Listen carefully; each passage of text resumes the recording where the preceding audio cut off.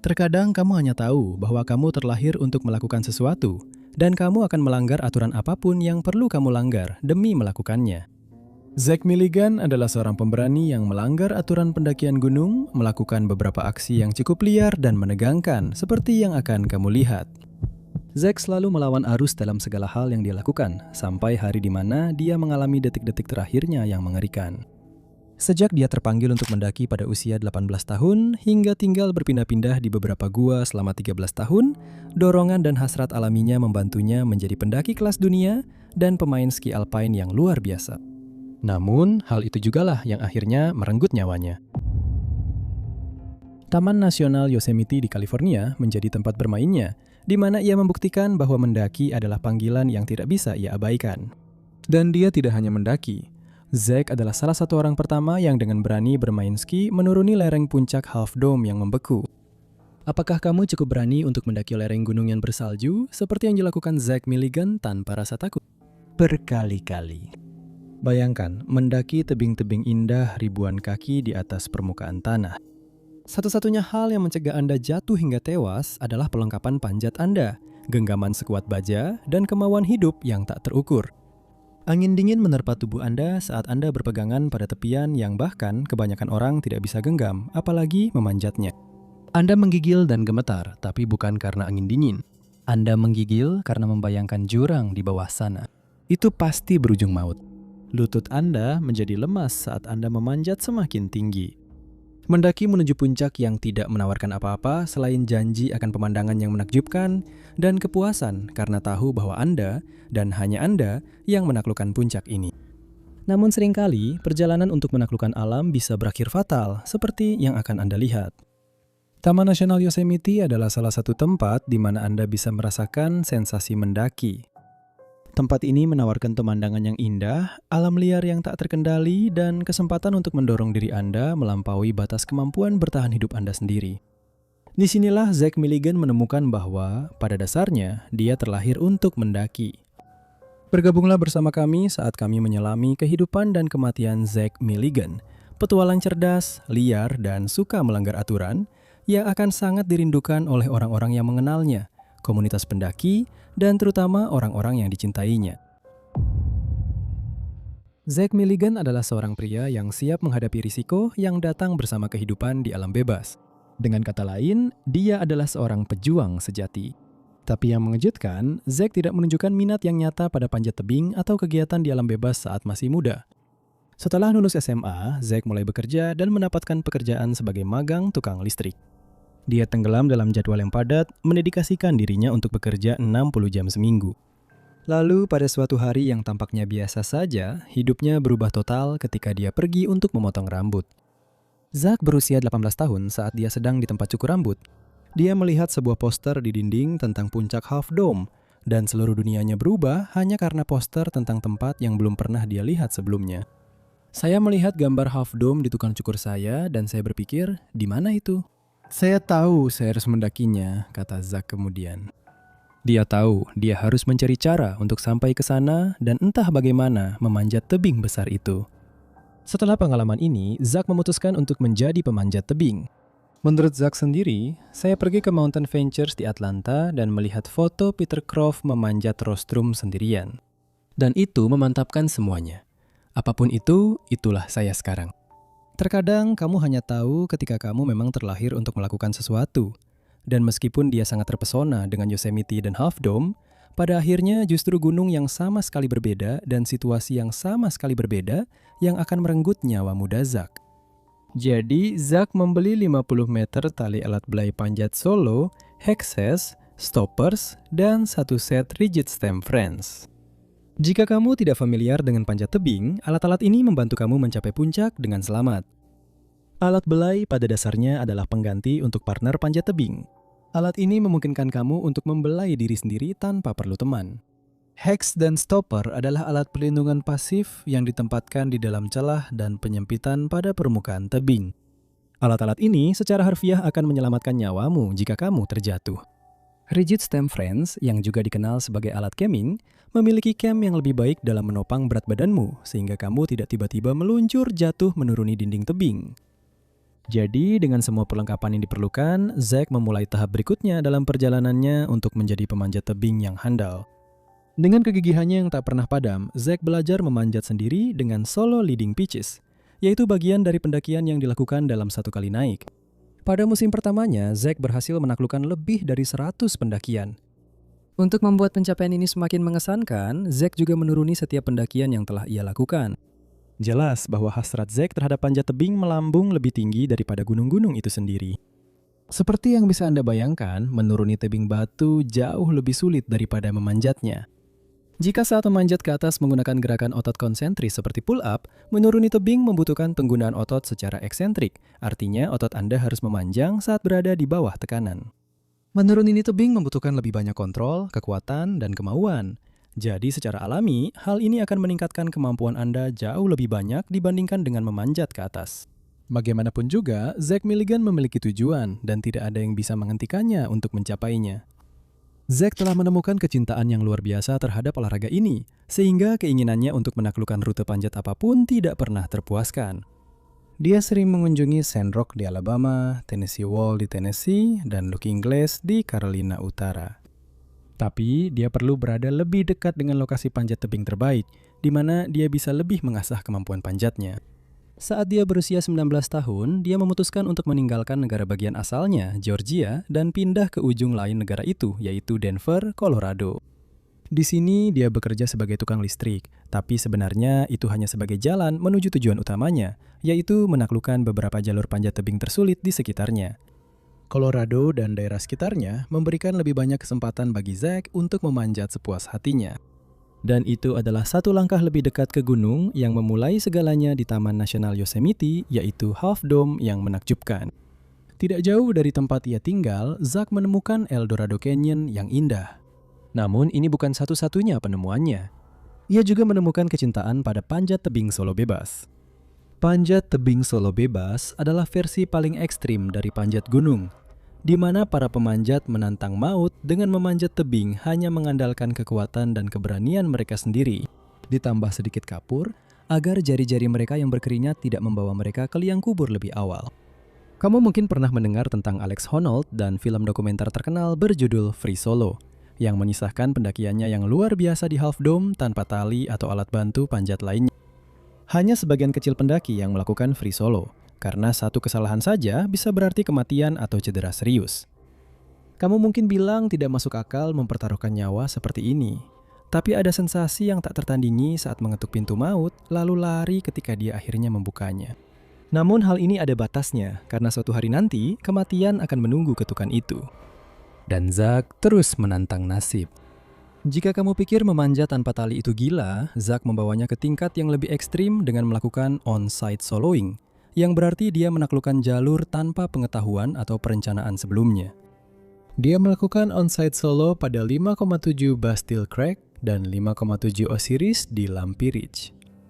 Bastille Crack mengharuskannya menggunakan teknik yang sudah biasa dia lakukan, seperti mengunci tangan di celah dan memanfaatkan retakan seukuran jari ketika celahnya terlalu kecil untuk memasukkan seluruh tangan. Namun, Osiris terbukti menjadi tantangan yang lebih berat untuk dihadapi. Seperti yang dikatakan Zack, jalur itu memiliki retakan lebar, dan itulah pengalaman pertama saya memanjat celah lebar. Saat memanjat solo itu, disitulah saya belajar bahwa saya bisa tetap tenang, dan ternyata saya tidak takut ketinggian. Pada titik inilah Zack menyadari bahwa dia punya keberanian untuk memanjat tanpa menggunakan alat bantu. Namun dia masih menginginkan tantangan yang lebih. Keinginannya untuk menaklukkan hal yang mustahil benar-benar tidak ada batasnya. Jika Anda belum familiar dengan sistem penilaian panjat tebing, para pemanjat di Amerika menggunakan sistem desimal Yosemite. Jalur kelas 1 adalah jalur datar yang bisa Anda lewati dengan santai, sedangkan apapun yang dimulai dengan angka 5 menunjukkan tebing yang harus dipanjat. Tingkat 5,1 hingga 5,4 adalah panjatan yang lebih mudah dan bisa dicoba oleh pemula. Begitu Anda mulai naik di atas 5,5 hingga 5,15, tingkat kesulitannya semakin berat. Dan ini hanya direkomendasikan untuk pendaki tingkat menengah hingga ahli. Lalu ada sistem penilaian WI. Ini mengacu pada panjatan es yang berubah sesuai musim. WI 1 adalah yang paling mudah, sedangkan WI 8 adalah yang paling sulit. Mengapa kamu harus tahu tentang sistem penilaian musim dingin? Karena panjat es akan menjadi tantangan besar berikutnya bagi Zack dan pada akhirnya menjadi kejatuhannya. Zack kembali ke Atlanta, Georgia pada tahun 1999 untuk mengunjungi teman lamanya dan pemilik Mountain Ventures, Doug Peterson. Dia bertanya tentang panjat es dan karena mengetahui ketangguhan serta keberanian Zack di tebing, Doug dengan senang hati meminjamkan alat-alat pribadinya dan krampon untuk pegangan ekstra di medan licin. Pada hari yang sama, Zack langsung masuk ke mobil sedannya dan berkendara ke Carolina Utara untuk mencoba panjat es. Dia langsung ketagihan. Keesokan harinya, dia kembali ke Mountain Ventures, membeli satu set perlengkapan panjat es lengkap dan berkendara ke Silverton, Colorado, yang merupakan rumah bagi jalur panjat es kelas dunia.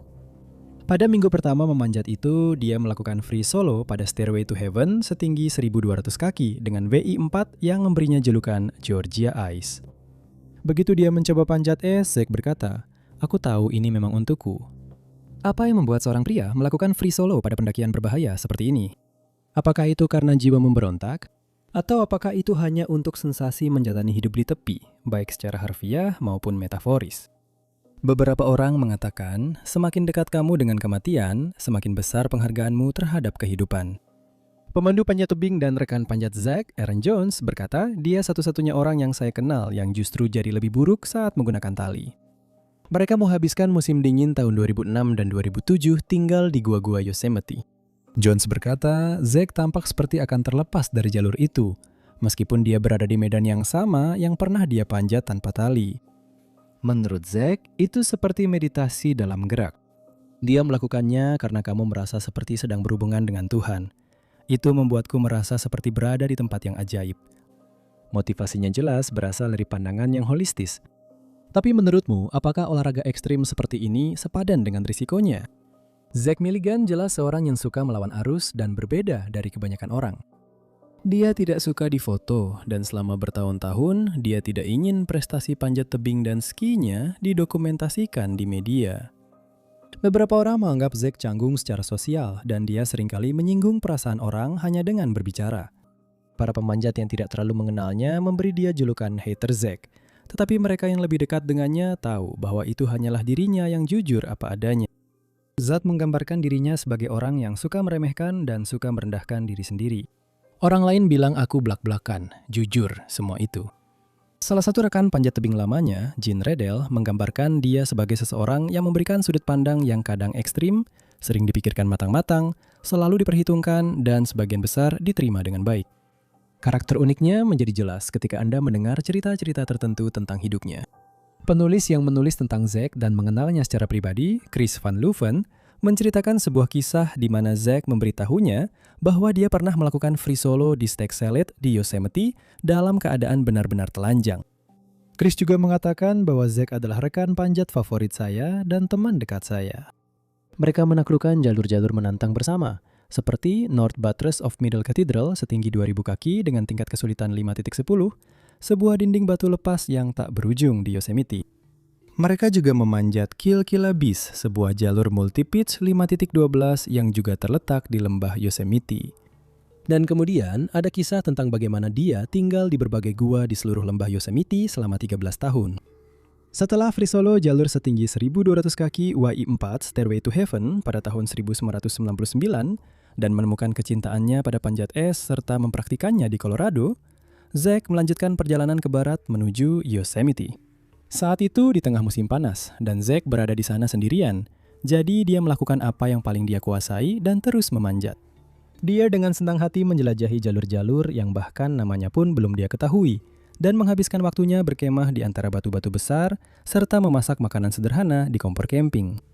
Dia memutuskan untuk mencari pekerjaan di daerah itu agar bisa mendapatkan uang untuk terus mengejar hasratnya. Pekerjaan itu ada di Hotel Ahwahnee yang mewah di Yosemite. Namun pekerjaan ini tidak bertahan lama. Zack datang terlambat ke tempat kerja, minum alkohol saat bekerja, dan akhirnya dipecat. Dia bahkan melemparkan toples berisi sabun cuci piring bubuk ke manajernya. Catatan pada surat pemecatan berbunyi, "Pencuci piring tercepat yang pernah saya lihat, tapi karyawan terburuk yang pernah ada. Jangan pekerjakan kembali." Hal ini membawanya menjadi petugas kebersihan di Yosemite Parks Cleaning Service Best Bet. Menurutnya, dia mencuci jendela serta memasang dan membersihkan karpet. Namun ini hanyalah cara untuk mengisi waktu dan menghasilkan uang di sela-sela saat dia terbang tinggi bersama elang di berbagai jalur panjat tebing taman itu. Dia menjadikan alam liar Taman Yosemite sebagai rumahnya dan tinggal di gua-gua selama 13 tahun berikutnya.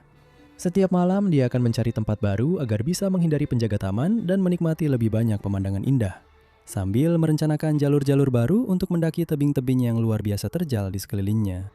Selama waktu di Yosemite ini, Zak mengumpulkan pengalaman memanjat yang luar biasa banyak, berkembang dari pendaki ahli menjadi seorang master yang akan mengukir namanya di jajaran tokoh terkenal dalam sejarah Taman Nasional Yosemite. Setelah masa-masa hidup di alam liar dan beberapa waktu tinggal di dalam mobilnya, Zak pindah ke rumah seorang teman selama 3 tahun. Saat tinggal di Taman Nasional Yosemite juga, Zak bertemu dengan calon pacarnya, Kristen Anderson. Dia berkata bahwa Zak adalah orang paling menarik yang pernah saya temui. Saya jatuh cinta padanya sejak pertama kali bertemu pada tahun 2004 saat musim panas pertama saya di Yosemite. Saya berterima kasih kepada Zak karena telah menunjukkan kepada saya apa yang sebenarnya bisa saya lakukan. Dia menantang saya dan mendorong saya melewati batas yang saya kira. Dan dia membuat saya menjadi pemanjat yang lebih baik. Mereka baru mulai berpacaran pada tahun 2011. Tetapi Zak menghabiskan sebagian besar tahun-tahun terakhirnya di Yosemite bersama dia. Tinggal di sebuah rumah kecil di sisi barat taman. Beberapa pencapaiannya termasuk memanjat jalur regular Northwest Face Half Dome lebih dari 20 kali, yang juga dia lakukan secara speed solo dalam waktu 2 jam 37 menit. Ketika dia mendaki jalur Widow Steer setinggi 1680 kaki WI5 di Yosemite, pada tahun 2016 dia mengatakan itu sepele, tapi sangat indah. Itu adalah pendakian yang luar biasa. Ini menunjukkan bakat luar biasanya dan sifatnya yang gila serta tak bisa dijinakan, yang selalu mencari tantangan baru. Dan ini tidak hanya mencakup tantangan dan pencapaian dalam mendaki saja. Zak menjadi berita utama di seluruh dunia ketika dia menjadi bagian dari trio yang bermain ski menuruni Half Dome di tengah musim dingin. Ini adalah prestasi gila yang belum pernah dilakukan sebelumnya, dan mereka mendokumentasikan sebagian besar perjalanan turun mereka. Jika Anda pernah ke Taman Nasional Yosemite, Anda akan tahu bahwa itu adalah pemandangan yang luar biasa. Dengan tebing-tebing curam yang menjulang ribuan kaki, daerah pegunungan ini adalah impian setiap pemanjat dan pendaki. Puncak Half Dome adalah salah satu gunung di daerah ini yang menginspirasi rasa kagum dan takjub bagi siapapun yang memandang keindahan raksasa tersebut. Inilah puncak yang memulai segalanya bagi Zak Milligan pada hari itu di barbershop. Ini adalah puncak yang terkenal yang dinamai berdasarkan bentuknya yang khas. Puncak ini memiliki 3 lereng halus dan membulat yang tampak seperti telah terbelah 2, menciptakan dinding tebing curam yang memikat dalam diam bak panggilan sirene bagi para pemanjat ahli untuk menguji keberanian mereka. Half Dome menjulang setinggi 4.737 kaki di atas lembah Yosemite pada ketinggian 8.844 kaki di atas permukaan laut. Ini adalah salah satu pendakian yang paling diminati baik oleh pendaki gunung maupun pemanjat tebing. Lempengan granit yang menjulang ini adalah tujuan yang menarik dan dianggap sebagai salah satu destinasi utama di seluruh dunia bagi para pemanjat tebing. Cara termudah untuk mendaki Half Dome adalah dengan mendapatkan izin dan mendaki dengan bantuan kabel. Tapi di mana serunya kalau begitu? Cara paling menegangkan adalah langsung naik melalui permukaan tebingnya. Tapi bagi kita yang tidak ingin mati konyol, Half Dome menawarkan tingkat intensitas yang berbeda. 1/4 mil terakhir dari kubah yang mengesankan ini memerlukan izin, dan Anda harus memanjat setinggi 400 kaki di sepanjang jalur kabel untuk mencapai puncaknya. Ini bukan puncak yang ingin Anda remehkan. Pada tanggal 21 Februari 2021, Zak Milligan dan temannya Jason Torlano mencatat sejarah sebagai 2 orang pertama yang pernah bermain ski dari puncak hingga ke dasar lembah. Yang membuat perjalanan turun dari Half Dome semakin gila adalah karena itu jelas tidak bisa disebut penurunan ski. Lereng yang paling landai adalah dinding granit dengan kemiringan 45 hingga 60 derajat, di mana salju hampir tidak bisa menempel di sana. Terlepas dari itu, Jason Torlano, pria di balik proyek gila ini, meyakinkan Zak dan seorang kameramen, Erik Rasmussen, untuk bergabung dengannya dalam petualangan berani ini. Untuk sampai ke bawah, ketiganya harus melakukan lebih dari sekedar bermain ski. Ini dikenal sebagai ski mountaineering, yaitu gabungan antara bermain ski, rappelling, dan memanjat agar bisa turun dengan selamat. Dibutuhkan banyak keterampilan, kesabaran, dan entah itu keberanian atau kebodohan. Kamu yang pilih. Seperti yang dikatakan Rasmussen, itu tak pernah berjalan mulus. Yang penting adalah bisa turun dengan selamat. Untungnya, tim sudah dipersiapkan untuk menghadapi tantangan apapun, dan mereka memanfaatkan kesempatan cuaca yang hanya terjadi sekali dalam satu musim pada hari itu di akhir Februari. Rute yang mereka pilih dinamai Bushido Gallery sesuai dengan kode kehormatan samurai. Bushido secara langsung berarti jalan seorang pejuang. Untungnya, para penjelajah pemberani ini semuanya adalah pejuang dengan cara mereka masing-masing. Pemimpin tim, Jason Turlano, adalah seorang ayah tangguh dari 4 anak dan relawan medis di zona perang Timur Tengah, memberinya mental baja yang diperlukan untuk perjalanan seperti ini. Dia telah menyebut Yosemite sebagai rumahnya sejak masih muda, jadi dia tahu apa yang harus diharapkan. Rutenya curam dan terbuka, dan mereka harus memastikan kondisi benar-benar tepat. Kalau tidak, mereka bisa dengan mudah terpeleset dan jatuh hingga tewas. Tapi untungnya, pasangan itu berhasil turun sejauh 4.640 kaki dengan selamat, meskipun dengan tangan gemetar dan kaki lelah. Zack mengatakan kepada sahabatnya, Chris Van Leuven, bahwa aku sebenarnya berada dalam situasi yang mustahil untuk selamat. Aku seharusnya tidak berada di Half Dome. Aku bukan seorang pemain ski sejati. Tapi untungnya, keteguhannya membantunya lolos kali ini. Pada saat pencapaian besar ini, semua teman dan keluarganya sama sekali tidak tahu bahwa Zack Milligan akan meninggal kurang dari 2 tahun kemudian. Hari terakhir dari perjalanan petualangannya dimulai di Pegunungan Rocky, Alberta pada jalur pendakian yang dikenal sebagai Polar Circus. Bertengger di atas Icefields Parkway, jalur Polar Circus yang terkenal itu menarik para pemanjat es yang mencari ujian sejati atas kemampuan mereka. Pendakian multi-pitch ini mencapai ketinggian yang memusingkan dan menuntut tingkat keahlian teknis yang tinggi saat jalurnya berkelok naik di dinding beku Gunung Cirrus. Setiap pitch menghadirkan tantangan baru, mulai dari menyusuri alur awal hingga pendakian terakhir yang menegangkan di bagian pensil, sebuah pilar es setinggi 150 kaki yang berdiri sendiri dan diberi peringkat WI 6. Dan seolah itu belum cukup, bagian yang dijuluki Ribbon menambah tingkat kesulitan ekstra dengan es yang menggantung dan celah-celah berbahaya. Hanya pendaki paling berpengalaman yang seharusnya berani mencoba petualangan dingin ini, di mana batas antara kegembiraan dan bahaya sangat tipis. Kondisi yang keras ini menjadikannya pendakian yang sempurna bagi orang seperti Zack Milligan. Dia memulai pendakian terakhirnya pada 10 Februari 2023, dengan suhu yang membeku dan pegunungan bersalju di sekelilingnya, Zack benar-benar berada di elemennya. Karena Pegunungan Rocky adalah daerah yang sangat rawan longsor salju, kemungkinan besar dia sudah sangat siap. Namun, tidak ada yang bisa mempersiapkanmu untuk jatuh seperti yang dialami Zack hari itu. Mendaki dinding gunung yang membeku memiliki banyak tantangan yang membutuhkan kapak es, krampon, dan perlengkapan yang akan mencegahmu tergelincir hingga jatuh dan tewas. Dan tanjakan terakhir dari pendakian ini bukanlah lelucon. Itu benar-benar sebuah pilar es yang berdiri sendiri. Namun Zack dengan sifat keras kepalanya tetap melanjutkan. Saat itu hari Jumat dan di akhir hari petugas taman mulai merasa curiga ketika mereka menemukan mobil Zack yang kosong dan masih terparkir di tempat parkir. Sebuah tim pencari dibentuk karena setiap detik sangat berharga di wilayah yang membeku. Hipotermia bisa terjadi dalam 10 hingga 20 menit di suhu sedingin es seperti ini, jadi para petugas taman pun mulai berpacu dengan waktu. Namun, upaya mereka akan sia-sia.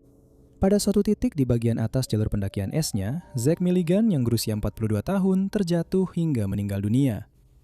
Pencarian dengan berjalan kaki terus dilakukan, namun sebuah drone lah yang menemukan tubuhnya keesokan harinya, memastikan bahwa ketakutan terburuk semua orang menjadi kenyataan. Kalau kamu terus mengetuk pintu maut, pada akhirnya maut pasti akan menjawab. Kemudian pada hari itu, saudara perempuannya, Martha Milligan Hart, mengonfirmasi kabar yang memilukan itu di Facebook. Dia menulis, dia adalah pendaki kelas dunia, pemain ski alpine yang luar biasa, musisi berbakat, dan sangat cerdas. Dia bisa menceritakan kisah yang sangat menghibur dan membuat hampir segala sesuatu menjadi lucu. Dia akan sangat dirindukan melebihi kata-kata yang bisa diungkapkan. Jadi, apa yang terjadi pada pendaki berpengalaman yang suka menentang pakem ini? Karena tidak ada yang menyaksikan saat dia jatuh, inilah fakta-fakta yang kita ketahui sebelum pendakian itu. Polar Circus dikenal sering terjadi longsoran salju, dan meskipun belum dikonfirmasi dari laporan yang bisa saya temukan, kita juga tahu bahwa Zack lebih nyaman memanjat tanpa tali daripada dengan tali. Dia sudah pernah melakukan free solo pada beberapa pendakian es, jadi kemungkinan besar ini adalah salah satu yang ada di daftar keinginannya. Menurut laporan insiden dari Parks Canada, dia terjatuh dari salah satu bagian atas jalur yang lebih sulit di Polar Circus. Apakah dia tertimpa longsoran salju secara tiba-tiba? Atau salah satu pegangan esnya tiba-tiba patah? Kita tahu bahwa momen terakhirnya dihabiskan dengan melakukan apa yang dia cintai, yaitu memanjat di medan yang terjal dan tak kenal ampun. Apakah pikiran terakhirnya adalah tentang keluarganya, pacarnya, saat dia terjatuh ke bawah? Apakah pikirannya tenang dan batinnya damai karena dia sering menyebut mendaki sebagai meditasinya? Saudaranya, Austin Milligan, mengonfirmasi bahwa tidak akan ada autopsi dan kematiannya dinyatakan sebagai kecelakaan. Semua orang yang mengenalnya benar-benar terpukul oleh kabar ini. Zack adalah seseorang yang jujur, lugas, pekerja keras, dan seorang atlet yang sangat berdedikasi. Dia membawa kejujuran dan kebahagiaan kepada semua orang di sekitarnya, dan dia memiliki jiwa tulus yang tidak suka mencari perhatian. Kristen Anderson, pacarnya yang mulai ia kencani sejak tahun 2011, menceritakan kenangan terindahnya bersama Zack.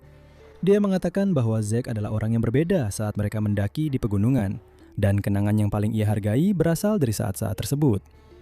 Hari-hari favoritku bersamanya adalah saat kami bangun jam 3 pagi, berlari-lari di punggungan Sierra yang tinggi, dan menikmati hangat matahari dan hembusan angin. Di luar kegiatan memanjat, dia selalu memberikan sudut pandang yang unik tentang dunia dan selalu menjadi orang yang bisa kuajak bicara berjam-jam. Katakan apapun yang kamu mau tentang Zack Milligan. Jelas bahwa dia meninggalkan jejak yang tak terhapuskan pada orang-orang di sekitarnya. Dan dia membawa olahraga ekstrim panjat tebing dan panjat es ke tingkat yang benar-benar baru. Pada akhirnya dia membayar harga tertinggi. Tapi hal ini tidak mengurangi karakter pejuang yang dimilikinya. Tapi kita semua punya persepsi sendiri tentang kehidupan. Apakah kamu akan mendorong dirimu sampai batas seperti yang dilakukan Zack, menjalani hidup penuh risiko? Beritahu pendapatmu di kolom komentar.